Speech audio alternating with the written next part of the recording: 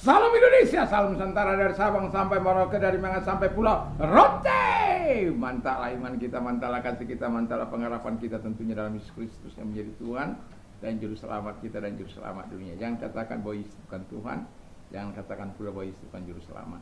Kalau engkau percaya engkau diselamatkan, engkau tidak percaya engkau akan dihukum. Yohanes 3 ayat 36. Dan juga dia berkata dengan jelas, Yesus berkata dalam Yohanes 14 ayat yang ke-6, Akulah jalan dan kebenaran dan hidup, tiada seorang sampai kepada Allah kalau tidak melalui aku. Dan dalam Yohanes 3 ayat 16, karena begitu besar kasih Allah akan dunia ini sehingga ia mengaruniakan anaknya yang tunggal, supaya setiap orang percaya kepada yang tidak binasa melainkan beroleh hidup yang kekal. Kisah Rasul 4, Petrus berkata ayat 12-nya, Kisah Rasul 4 ayat 12, dan keselamatan tidak ada dalam siapapun juga selain di dalam Dia Yesus, karena di bawah kolong langit ini tidak ada nama lain yang diberikan kepada manusia yang olehnya kita diselamatkan. Puji nama Tuhan. Mantap. Dengan hati percaya engkau dibenarkan, dengan mulut mengaku engkau diselamatkan. Semoga Tuhan menolong kita untuk selalu memilih yang terbaik dalam hidup ini. Doa dan harapan saya di pagi hari ini, kekuatan Tuhan, kekuatan firman, kekuatan Roh Kudus, kekuatan iman, kekuatan doa senantiasa menyertai hidup kita dalam menjalani kehidupan hari-hari kita bersama, tentunya bersama dengan Tuhan, serta dengan ketaatan dan takut akan Tuhan. Puji nama Tuhan. Dan sebelumnya kita berdoa, kami mengucapkan syukur terima kasih kepadamu, dan kami mau percaya kepadamu dengan segenap hati kami. Dalam nama Yesus kami berdoa, haleluya, amin. Dalam 1 Petrus 5 ayat yang ke-5 sampai dengan ke-7 demikian bunyi firman Allah. Karena itu rendahkanlah dirimu di bawah tangan Tuhan yang kuat, supaya kamu ditinggikannya pada waktunya. Serahkanlah segala kekhawatiran kepadanya, sebab Ia memelihara kamu. Sadar dan berjaga-jagalah. Ayat 5-nya, demikian jugalah kamu, hai orang-orang yang muda, tunduklah kepada orang-orang tua, dan kamu semua rendahkanlah dirimu seorang terhadap yang lain, sebab Allah menentang orang yang congkak, tapi mengasihani orang yang rendah hati. Haleluya. Tema kita adalah percaya kepada Allah. Jadi orang yang percaya kepada Allah tentu sikap hidupnya akan berbeda satu dengan yang lain. Orang yang percaya kepada Allah tentu ada kriteria-kriteria yang dijalani dalam hidup ini. Kriteria yang pertama, orang yang percaya kepada Allah itu adalah orang yang rendah hati. Jadi orang percaya kepada Tuhan itu adalah orang yang rendah hati. Memang tidak mudah kita menemukan orang-orang yang percaya dengan sungguh-sungguh, yang disertai dengan kerendahan hati. Tapi sebagai orang percaya kepada Allah, kita tidak boleh hidup dalam kesombongan, tapi kita harus hidup dalam kerendahan hati sebagaimana firman Allah. Karena ketika kita rendah hati, engkau akan ditinggikan pada waktunya. Jadi kalau kita rendah hati, kita akan ditinggikan pada waktunya sebagaimana firman Allah yang sudah kita baca. Itu sebabnya kita merendahkan di tangan Allah yang kuat itu. Orang percaya kepada Allah, bahwa Allah pencipta langit dan bumi. Dialah memberikan kekuatan, Dialah yang maha kuasa, Dialah yang maha mulia, Dialah yang maha agung. Dialah segala-galanya bagi kita. Dan ketika kita merendahkan hati di hadapannya, di hadapan Allah yang kuat itu, maka Dia akan meninggikan kita pada waktunya. Yang kedua, kata firman Allah dari pembacaan ini, 1 Petrus 5 ayat 5 itu, kita tidak boleh sombong. Jadi orang yang percaya kepada Allah itu tidak boleh sombong. Tidak boleh, karena kesombongan akan menjauhkan kita dari Tuhan. Kesombongan akan menjauhkan kita dari kuasanya. Kesombongan akan menjauhkan kita dari pemeliharaannya. Kesombongan akan menjauhkan kita dari kebaikan-kebaikan Tuhan. Dan itu sebabnya Allah tidak suka terhadap orang sombong. Dia akan melawan, tapi kepada orang yang rendah hati diberkatinya, dikasihaninya. Tentu sebagai orang yang percaya, kita tidak ingin sombong seperti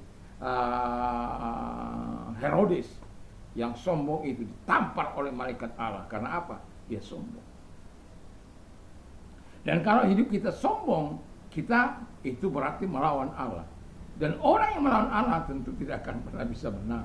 Tapi saya mau katakan ada banyak di dunia ini, karena kedudukannya dia sombong, karena jabatannya dia sombong, karena uangnya dia sombong, karena kekayaannya dia sombong, karena kecantikannya dia sombong, karena kegagahannya dia sombong, karena panjang jenggotnya dia sombong.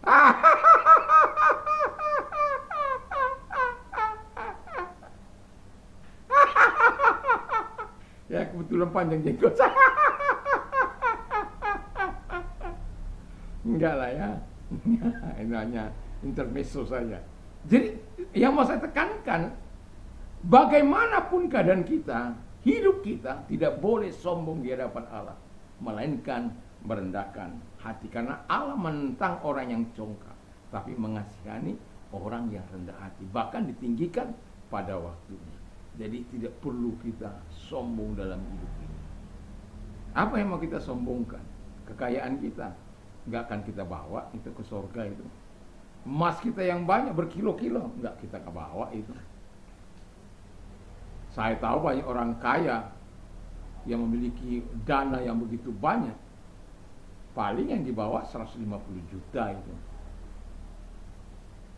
Itu pun kalau keluarganya memberikan, memakaikan dia cincin, seperti yang terjadi di Surabaya. Tetapi apa gunanya? Nggak ada gunanya. Nggak kan dia bisa dengan hartanya itu dia bisa jalan-jalan. Ada peti mayat yang sampai setengah M, ada. Apa gunanya? Karena kekayaanmu nggak ada gunanya, akan membusuk.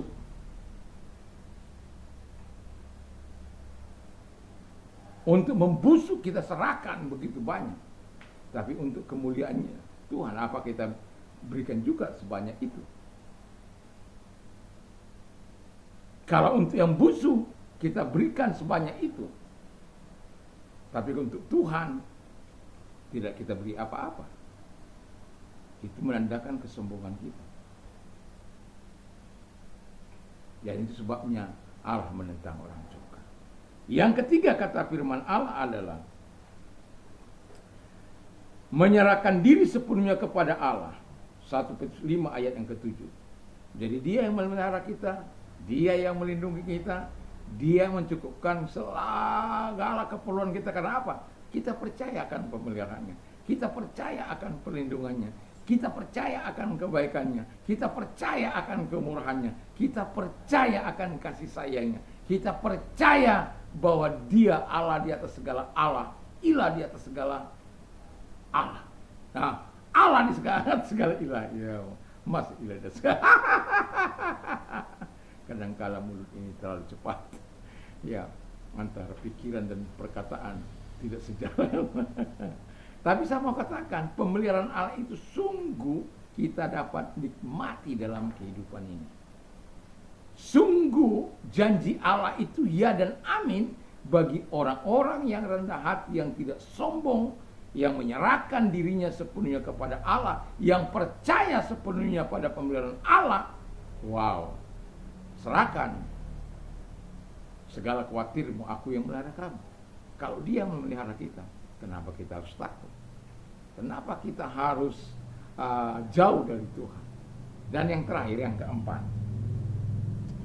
Yang terakhir kata firman Allah adalah supaya kita, orang yang percaya kepada Allah itu, dia hidup dalam ketaatan. Jadi nggak bisa segala kerendahan hati kita, segala ketidaksombongan kita, segala penyerahan diri kita kepada Allah tidak berarti kalau kita tidak taat. Jadi semua itu akan berarti kalau kita hidup dalam ketaatan. Itu sebabnya Allah senantiasa mau menemukan orang-orang yang taat. Dan Allah akan menghargai setiap orang yang taat kepada Dia. Dan Allah sangat menghargai orang-orang yang taat kepada Dia. Katakan saja itu Yusuf. Dengan segala penderitaannya, dengan segala kesusahannya, dengan segala kemalangannya, dengan segala kesusahannya, sampai dia di penjara, difitnah, dan mengalami banyak kesusahan. Tapi ingat, dia adalah orang yang menjaga ketaatannya. Walaupun ada kesempatan-kesempatan untuk berbuat dosa, tetapi dia tidak melakukannya. Kenapa? Dia taat kepada Tuhan. Saya berharap kita percaya kepada Tuhan dengan rendah hati, dengan tidak sombong, dengan penyerahan diri yang sempurna kepada Allah, dengan penyerahan diri yang baik kepada Allah, lalu kemudian dengan ketaatan, maka kita akan menikmati segala kebaikan, pertolongan Tuhan sepanjang umur hidup kita. Ada masalah, Tuhan akan selesaikan. Ada kesulitan, Tuhan akan tolong. Sebagaimana Paulus mengatakan, aku keluar dari segala kesulitan, petaka, aniaya, dan lain sebagainya, karena tangan Tuhan yang kuat itu yang mengeluarkan aku. Tuhan yang maha dahsyat itu yang mengeluarkan aku dari segala kesulitan. Karena apa? Dia adalah orang yang percaya kepada Tuhan. Semoga kita menjadi orang-orang percaya sungguh kepada Tuhan dalam hidup ini. Dan itu ditentukan dari apa yang kau lakukan dengan kriteria yang sudah saya sebutkan tadi. Tuhan Yesus memberkati. Mari kita tunduk kepada kita berdoa. Terima kasih Tuhan, biarlah firman-Mu Engkau nyatakan dalam setiap hidup kami, dan kami hidup sesuai dengan firman dan percaya kepada. Terima kasih bagi mereka yang sakit. Kalau engkau sakit, angkat kedua belah tanganmu, serahkan diri kepada Tuhan. Tuhan mampu menurunkan tangannya untuk menolong engkau dan menjamah segala sakit penyakit. Dan kalau engkau orangnya, angkat kedua belah tangan. Terima kasih Tuhan, engkau lihat tangan-tangan yang diangkat kepadamu. Mari engkau datang kepada mereka dan menumpangkan tangan atas hidup mereka dan atas sakit penyakit mereka. Dalam nama Yesus, segala sakit penyakit yang mereka derita, aku perintah keluar, dan oleh bilu daripada Tuhan Yesus mereka sembuh oleh kuasa mereka sembuh. Terima kasih buat pertolonganmu kepada mereka. Kami percaya engkau tidak pernah berubah dulu, sekarang sampai selama-lamanya. Dan bagi mereka-mereka yang sedang mengalami kesulitan di hari-hari ini Tuhan, kami tak percaya, datanglah kepada aku, hai kamu yang letih lesu, dan benar-benar aku akan memberikan kelegaan bagimu. Kami percaya akan janji-Mu Tuhan. Engkau akan memberikan kelegaan sebagaimana Paulus mengatakan, aku keluar dari segala kesusahan, kesulitan, penderitaan karena tangan Tuhan yang lepaskan aku. Dan terima kasih, lepaskan mereka dalam nama Tuhan Yesus. Kepada mereka-mereka yang sedang mengalami masalah, yang kalau engkau orang yang sedang mengalami itu, angkat kedua belah tanganmu, penyerahan kepada Tuhan. Di dalam nama Yesus, lihat tangan-tangan yang diangkat kepadamu Tuhan. Mari engkau tolong mereka, engkau menolong dan melepaskan mereka dari segala kesusahan mereka, dan memberikan yang terbaik dalam hidup mereka. Terima kasih, kami bersyukur di dalam nama Yesus Kristus kami berdoa. Haleluya. Amin. Tuhan Yesus memberkati kita, dan selamat pagi. Semoga perjalanan hari ini bersama dengan Allah. Mantap, mantap, mantap.